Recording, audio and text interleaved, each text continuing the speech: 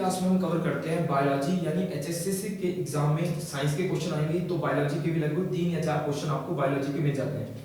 तो सबसे पहले कवर करते हैं हम बायोलॉजी में आता है सेल यानी कोशिका सिद्धांत। तो कोशिका सिद्धांत के बारे में आपको कुछ क्वेश्चन बताऊंगा। सबसे पहले आता है कोशिका के बारे में कि कोशिका होती क्या है। तो कोशिका जो है हमारे शरीर की एक्टिंग यानी एक क्रियात्मक इकाई होती है जो शरीर के सारे फंक्शन करती है। हमारा शरीर जो है कोशिकाओं से मिलकर बना है। हमारी बॉडी में लगभग 1000 बिलियन कोशिकाएं यानी सेल हैं और हमारा जो शरीर है वो मल्टी सेलुलर है यानी बहुकोशिका हमारा शरीर होता है। हम बहुकोषीय जीव है। ठीक है जी। तो सबसे पहले क्वेश्चन आएगा कि कोशिका की खोज किसने की थी। तो कोशिका की खोज आती है रॉबर्ट हुक ने। रॉबर्ट हुक ने सेल को डिस्कवर किया था। फिर क्वेश्चन आएगा कि सेल सिद्धांत यानी सेल थ्योरी किसने दी है। कोशिका सिद्धांत किसने दिया है। कोशिका सिद्धांत जो है स्लाइडन और स्वान ने दिया है। स्लाइडन और स्वान ने कोशिका सिद्धांत दिया है। क्वेश्चन आएगा आपको बैक्टीरिया किसने खोजा था। ये भी उसमें आता है बैक्टीरिया की सेल ढूंढी गई थी तो आएगा ल्यूवेनहॉक। तो बैक्टीरिया को खोजने वाले थे ल्यूवेनहॉक। उनको फादर ऑफ माइक्रोबायोलॉजी भी कहा जाता है। फिर क्वेश्चन आएगा आपको सेल के बारे में कि सेल के अंदर डीएनए की खोज यानी डीएनए का सिद्धांत किसने दिया था। तो आपको कहना है वाटसन और क्रिक ने। वाटसन क्रिक ने कोशिका में डीएनए की खोज की थी। डीएनए का सिद्धांत जो है वाटसन क्रिक का है। इसके अलावा क्वेश्चन आता है कि आनुवंशिकता का सिद्धांत किसने दिया है। आनुवंशिकता यानी जेनेटिक्स वो भी आएगा। वाटसन और क्रिक ने आनुवंशिकता का सिद्धांत दिया था। इसके बाद नेक्स्ट आता है कोशिका में। कोशिका जो है हमारी एक मल्टी सेलुलर होती है।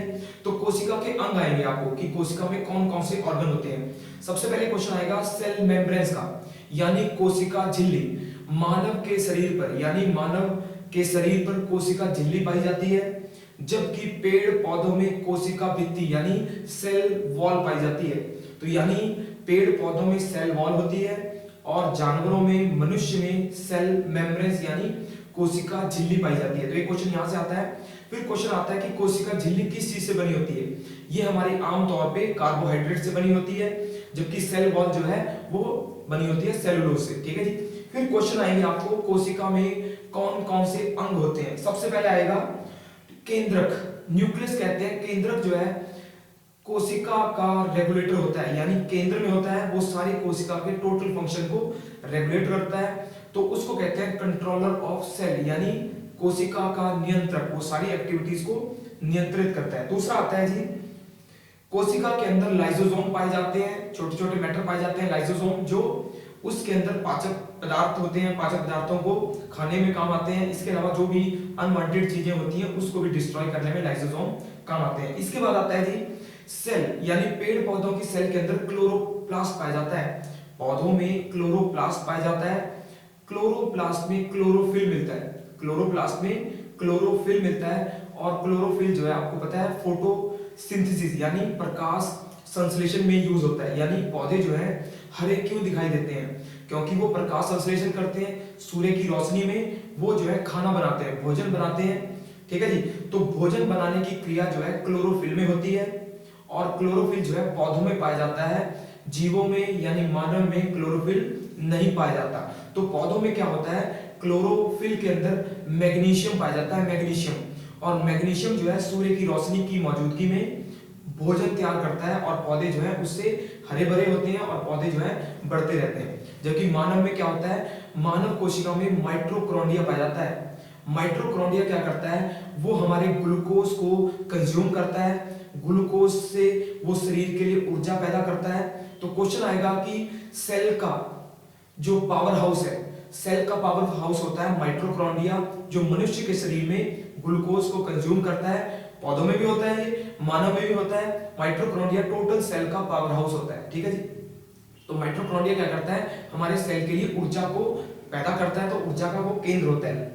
नेक्स्ट आता है जी हमारी बॉडी में होते हैं सेल बॉडी में होते हैं गोल्गी अपार्टस। गोल्गी अपार्टस एक अंग होता है। गोल्गी अपार्टस जो है भोजन को पैकेजिंग करने में यानी भोजन को पैकेट में डालकर उसको दूसरे अंगों में ट्रांसफर करने में सहयोगी होता है। तो इसको कहते हैं गोल्गी अपार्टस यानी गोल्गी उपकरण। ये जो है भोजन को एक स्थान से दूसरे स्थान पर पहुंचाने में काम आता है। ठीक है। इसके अलावा आपको पता है कोशिका में हमारी डीएनए और आरएनए पाए जाते हैं। डीएनए यानी D oxy ribo nucleic acid, DNA. फिर आता है आरएनए, राइबो न्यूक्लिक एसिड। तो आरएनए और डीएनए दोनों अलग अलग होते हैं। डीएनए का काम होता है जेनेटिक्स, यानी आनुवांशिकता को एक पीढ़ी से लेकर दूसरी पीढ़ी में स्थानांतरित करना। तो डीएनए जो है मेनली पीढ़ी दर पीढ़ी गुणों को आगे लेके आता है, जेनेटिक्स होती है उसमें, ठीक है जी। जबकि आरएनए का काम होता है प्रोटीन का निर्माण। तो क्वेश्चन आएगा आपको कि प्रोटीन की फैक्ट्री, तो आपको कहना है राइबोसोम। राइबोसोम जो है प्रोटीन की फैक्ट्री होता है, ठीक है जी। जबकि डीएनए का काम होता है जेनेटिक्स को देखना, गुणों को देखना, जो गुण पीढ़ी दर पीढ़ी आ रहे हैं उन गुणों को वो आगे स्थानांतरित करता है, ठीक है जी। तो डीएनए जो है और आरएनए, तो डीएनए आरएनए जो है हमारे क्रोमोसोम आदि यानी हमारी बॉडी के उन पार्ट में मिलते हैं जिससे हमारी बॉडी जो है नेक्स्ट जो है गुणों का स्थानांतरण होता है, ठीक है। क्वेश्चन आया हुआ है जैसे आपको हमारी कोशिका में कितने क्रोमोसोम होते हैं।